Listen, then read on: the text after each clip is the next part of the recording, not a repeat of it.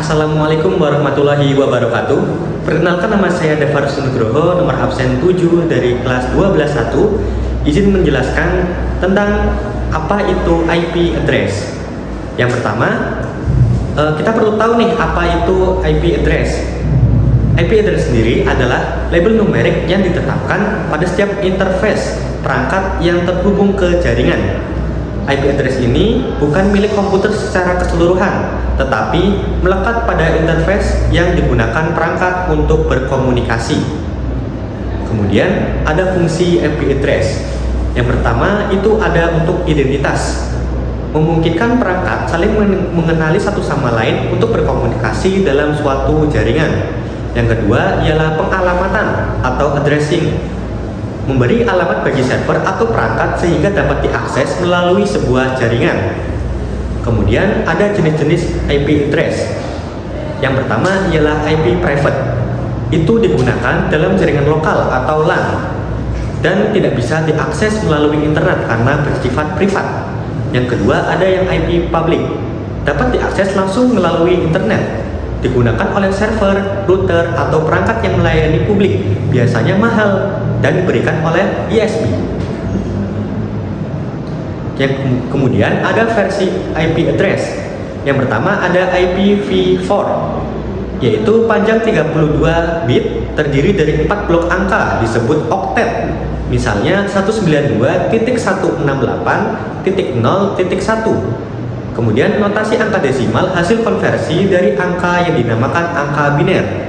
Yang kemudian ada IPv6 atau IPv6 yang memiliki panjang 128 bit menggunakan notasi heksadesimal. Misalnya 2001.2db8.2.21. Ini dikembangkan karena keterbatasan kapasitas IP4. Kemudian ada kelas-kelas di IP address IP4. Yang pertama ialah kelas A.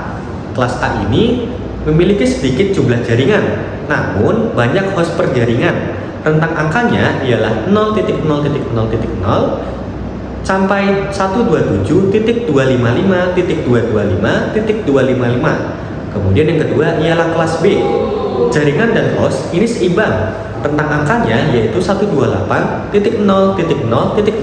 sampai 191.255.255.255. Kemudian ada kelas C.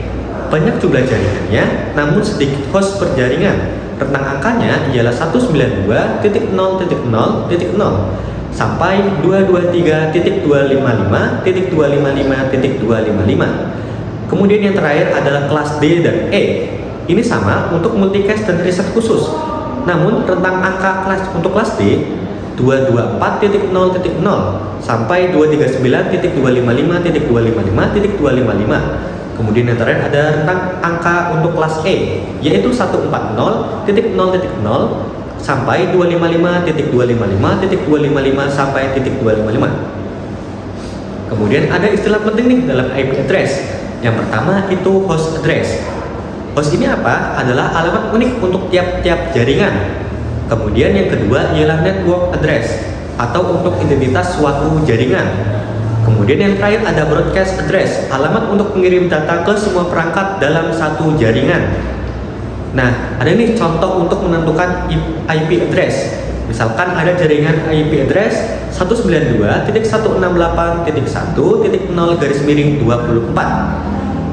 Artinya jaringan ini memiliki 256 alamat IP dari 192.168.1.0 hingga 192.168.1.255. Nah, yang pertama itu ada network address. Ini tuh alamat pertama dalam jaringan. Jadi ialah 192.168 dan 1 digunakan untuk mengidentifikasi sebuah jaringan. Yang kedua ialah host address, alamat yang dapat diberikan ke perangkat dalam jaringan.